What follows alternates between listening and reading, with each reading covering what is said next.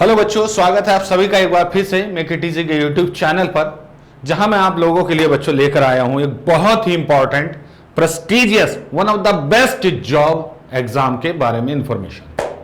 तो बच्चों उस एग्जाम का नाम है बच्चों इसरो।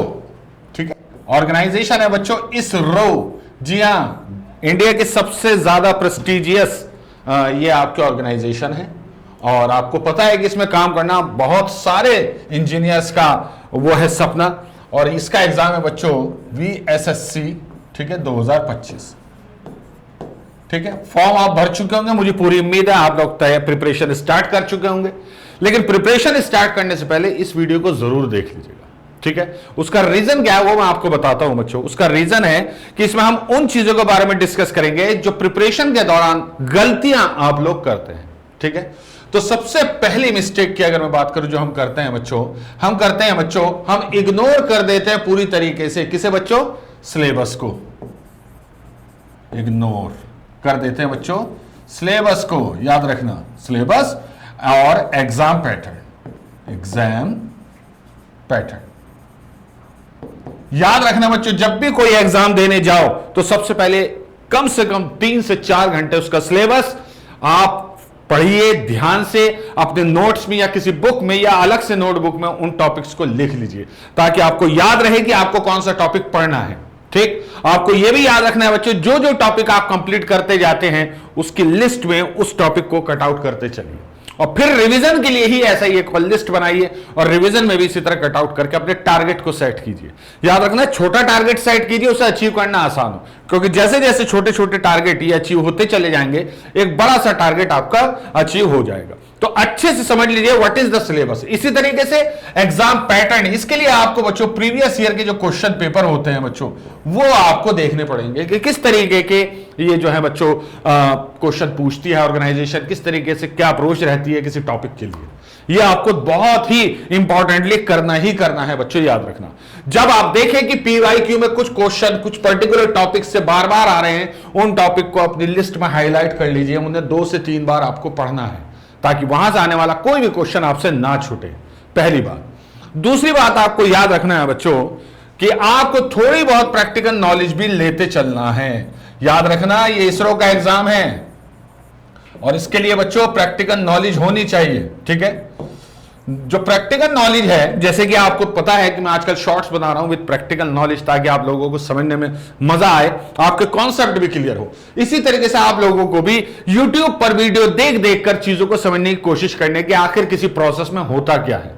ऐसा कर लेने से आपका माइंड जो है बच्चों, उसकी जो नॉलेज होती है वो ब्रॉड होती है, बढ़ती है। और याद रखना, इसरो DRDO जैसी जो ऑर्गेनाइजेशन है ये बहुत ही रिसर्च क्वेश्चन एग्जाम में रखती है, बहुत ही रिसर्च क्वेश्चन याद रखना। तो आपको यह याद रखना है कि आपको थ्योरी के साथ साथ प्रैक्टिकल नॉलेज पे भी बहुत ज्यादा फोकस करना होगा। ठीक है, जो अक्सर नहीं करते बच्चे, तो एक दूसरी मिस्टेक होगी।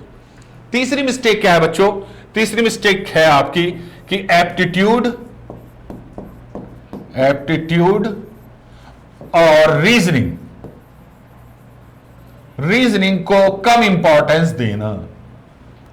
एप्टीट्यूड और रीजनिंग को कम इंपॉर्टेंस देने की वजह से क्या होता है कि ये याद रखना बच्चों, यही रैंक डिसाइड करती हैं और यही आपका क्या करती हैं बच्चों, मार्क्स को अपग्रेड करती हैं आपके। ठीक है, इंप्रोवाइजेशन करना चाहिए आपको इनमें। किस तरीके से एप्टीट्यूड की ट्रिक लेके आपको चलनी है, आप क्वेश्चन देखिए किस तरीके के पूछे गए हैं, उन टॉपिक्स को फाइंड आउट कीजिए, मार्क कीजिए और उन टॉपिक्स के ज्यादा से ज्यादा MCQs लगाने की कोशिश कीजिए, चाहे वो रीजनिंग है चाहे वो एप्टीट्यूड है। याद रखना बच्चों, तो इसे बिल्कुल भी इग्नोर नहीं करना है। आपको ये बिल्कुल नहीं सोचना है कि भैया ये जो है आपका ना के बराबर, इसको तो हम कर ही लेंगे। जैसे बच्चों में होता है ना कि ये तो कर ही लेंगे, इसमें क्या है, 10th क्लास तक का मैथ्स आता है, ठीक है, थोड़ी बहुत रीजनिंग, आसपास की चीजों से क्वेश्चन पूछे जाते हैं। नहीं, आपको हर टॉपिक पर कुछ क्वेश्चन करके जरूर देखने हैं और वो भी उनका आंसर देखे बिना। याद रखना बच्चों, क्योंकि यहां प्रैक्टिस बहुत इंपॉर्टेंट हो जाती है बच्चों, बहुत ज्यादा इंपॉर्टेंट हो जाती है।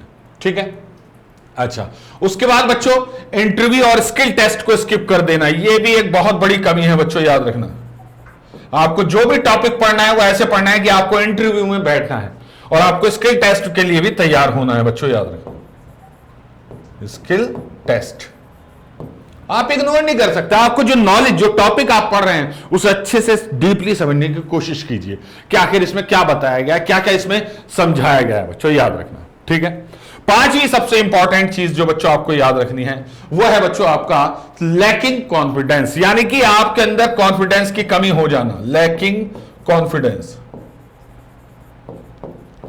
ठीक है, अक्सर बच्चे क्या होते हैं, अपना कॉन्फिडेंस खो देते हैं। ठीक है, यहां तक कि वो अपने सेल्फ बिलीव में भी सेल्फ जो आपका बिलीफ होता है उसमें भी कमी देखने को मिलती है बच्चों, याद रखना। इसका क्या मतलब हुआ? ये तब होता है बच्चों कि जब आप 15 दिन तक एक ही टॉपिक पढ़ते रहते हैं। जैसे आप स्ट्रेंथ ऑफ मटेरियल पढ़ रहे हैं, 15 दिन हो गए, खत्म ही नहीं हो रहा। नहीं बच्चों, कॉन्सेप्ट, हर कॉन्सेप्ट पे 5 से 6 क्वेश्चन, दैट्स इट।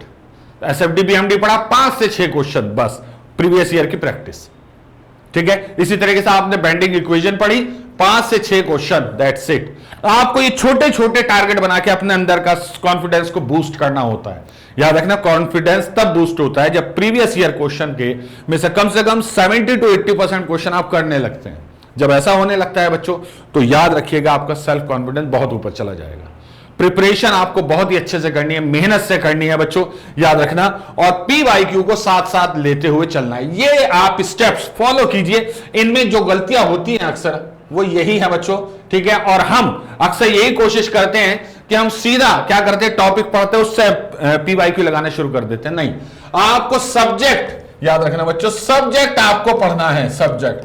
तो उसमें जो सबसे इंपॉर्टेंट क्वेश्चंस हैं उनकी थियरी पढ़िए। और जब आप देख रहे हैं कि कोई क्वेश्चन एक ही बार आया है, आज तक 2 ही बार आया, तो उसको सिर्फ ऊपरी नजर से एक बार हल्का सा रिवाइज करके देख लीजिए, दैट्स इट। लेकिन जिन टॉपिक्स में से लगातार क्वेश्चन आए उनको अच्छे से डीपली पढ़ने की कोशिश कीजिए।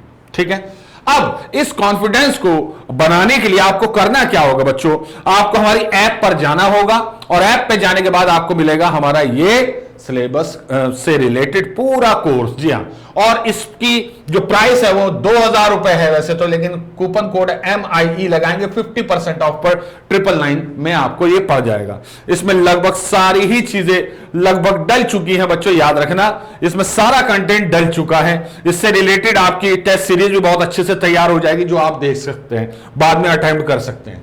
ठीक है, याद रखना बच्चों, सबसे पहला काम थ्योरी पढ़िए, इंपॉर्टेंट क्वेश्चन की 2 बार, और जो एक बार क्वेश्चन पूछेगा उससे सिंपली एक बार रीडिंग लगाइए।